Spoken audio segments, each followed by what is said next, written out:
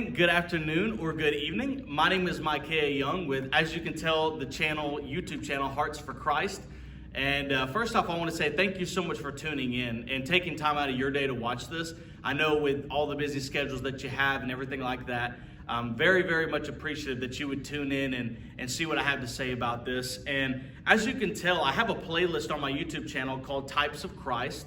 And my goal is to find as many types of Christ as possible throughout the Bible. Now, this will not be an extensive study. This will not be going on the details. I know there's a lot of YouTube channels, when they hit a subject, they go on it for an hour. And my goal is I want to hit something really quick, and you can study it out yourself if you have a desire to. But I know a lot of people don't have an hour out of their day to watch one video. And so I want to hit something really quick. And if you will, if you've not subscribed, please subscribe. But if you would also, please comment down below what you think and some other types of Jesus Christ in the Bible that I can even study into myself and then post a video here for you if you have any others that you heard of, and because I would love to hear your feedback. But today, I want to hit on Moses being a type of Christ.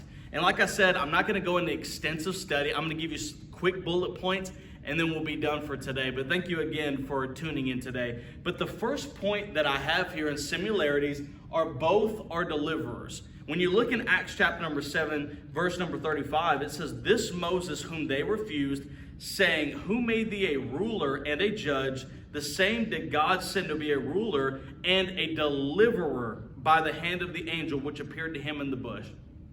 As you can see here, the first similarity between Moses and Jesus is Moses was sent to a people that were under bondage to help deliver them out of that bondage. And as you can see here, if you're watching this video, you're most likely a Christian. And if you're not, please accept Jesus Christ as your Lord and Savior. But Jesus Christ also came to a people that were under bondage. You know, with this world of sin, all the sin that we were under, and everybody out there in that world today, as I'm talking, is under bondage. And Jesus Christ came down here to die and to deliver those people out from under that bondage and to lead them in His own way, in His own path, venturing on the Christian path. So that's the first thing that you had today is they're both deliverers, but secondly, they both have powers over nature. Something really cool to look at is they're both of their first public miracle is turning water to blood with Moses. That's their first public miracle.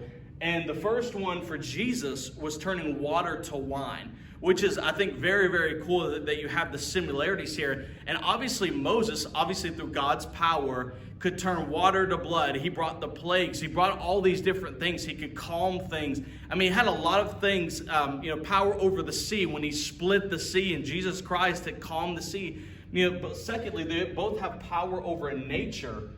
But thirdly, they have supernatural feedings. Moses, as the leader, that led to all the quail. It led to all the manna. It led to all these things feeding the children of Israel. And when you think about it with Jesus, 5,000 people, he fed the loaves and the fish and all these many things. God and Jesus did amazing things when it comes to supernatural feedings. I mean, when you look at it, that little boy brought that little fishes and loaves and all the disciples and everybody saying, okay, what in the world are we going to do with this? But next thing you know, Jesus supernaturally feeds everybody and provides for everybody. And it's cool, Moses as a leader being able to do that for his people as well. So secondly, not only are you got both are deliverers, both have power over nature, supernatural feedings, but also you have protection as a child in Egypt. So Moses was supposed to be killed as a baby. And also Jesus was supposed to be killed as a baby. And while all these infants are being killed, the only kids that are saved is Moses. He was saved from all those killings, in that kingdom. And also Jesus is saved from all those killings in Egypt, both in the same place, both were infants. And there was an infant killing in that same time. And you could find that with Jesus in Matthew chapter number 2. And so both had a danger of the same thing of being killed. And so you have all those infants being killed. But the number 5, you have both fasting for 40 days and 40 nights. I only know of one pastor who's ever two pastors who's ever done that. That is something that is very rare when it comes to being a similar type of Jesus Christ. The next thing that you have here on the list is a serpent in the wilderness. When you look back Jesus makes a reference to, as Moses lifted up the serpent in the wilderness, so shall the Son of Man be lifted up. That serpent that had bit them, they said, as long as you look up to the serpent that's up there on the pole, they'll all be saved. You'll all be saved from those snake bites and you won't die. Well, the same thing is with Jesus. Jesus became sin for us who knew no sin. And he would end up on that cross. And those who, if I, the Son of Man, be lifted up, I will draw all men unto myself. Jesus Christ went, being stung with the sin and being bitten by the sin. If we just look up to Jesus Christ, like I had mentioned earlier, like I mentioned previously, under the bondage of sin and all these things, we can be saved from that if we'll just look to Jesus. And I personally think that the majority of the problems that we face will be solved and will be helped through if we would just look to Jesus. And so that's what you have there is a serpent. You see the type in serpent in the wilderness, but you also have the bodies taken up. In Jude chapter number 9, or Jude verse number 9, if you will, you have Moses' body taken up, but also Jesus, after he has died and resurrected, his body is taken up to glory. And so you find a similarity in that as well.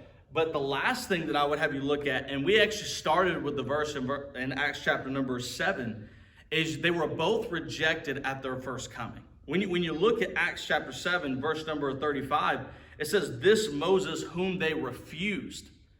So Jesus, obviously being a wonderful person, committing miracles and coming down here to save mankind, he was rejected. Despite all the miracles, despite how much he cared, he was rejected. But so was Moses whenever he came to deliver those people. And so that's what you have with the similarities today, what I wanted to hit very briefly. Please comment below what you think, if there were some things that I missed. I know there was a couple more things in there, but these are kind of some quick things. So please comment and let me know what you think. Please subscribe for any more videos, and I'll be looking forward to talking with you.